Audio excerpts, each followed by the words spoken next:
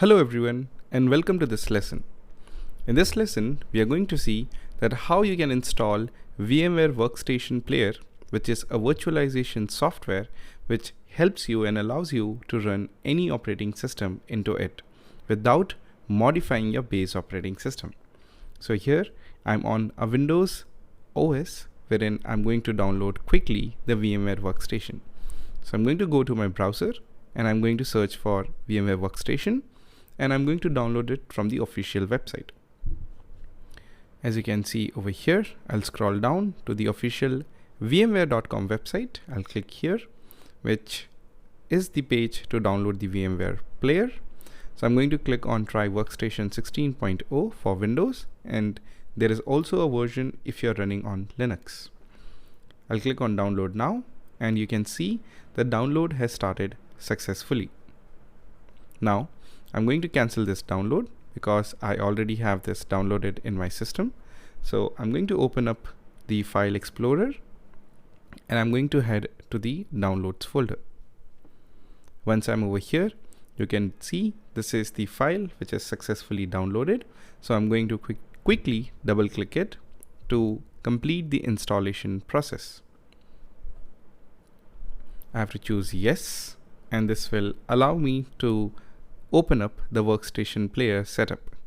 It will take a few seconds and you will be able to see this screen which allows you to accept the license. The next screen, you can see the custom setup. We want it to be installed in the default path. So I'm going to choose next over here. Again, we want a shortcut on the desktop. So I'm going to choose next and finally install.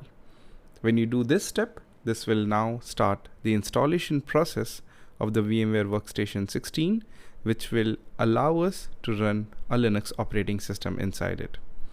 As you can see, the final page, I'm going to hit finish, and then I'm going to start this to verify if the installation was successful.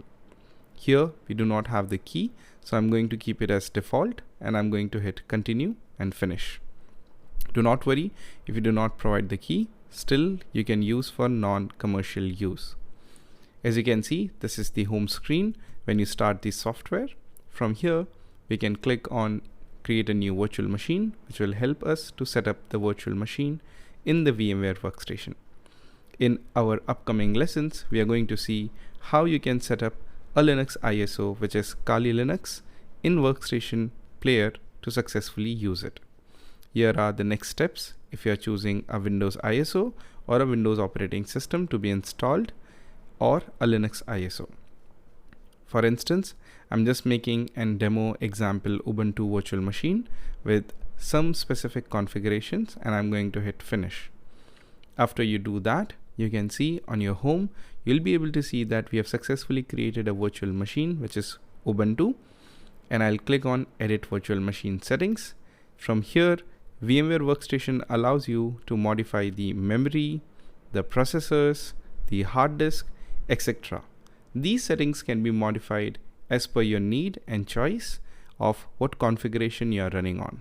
That's it for this lesson. I hope you guys understood how to do successful installation of VMware Workstation. Thank you.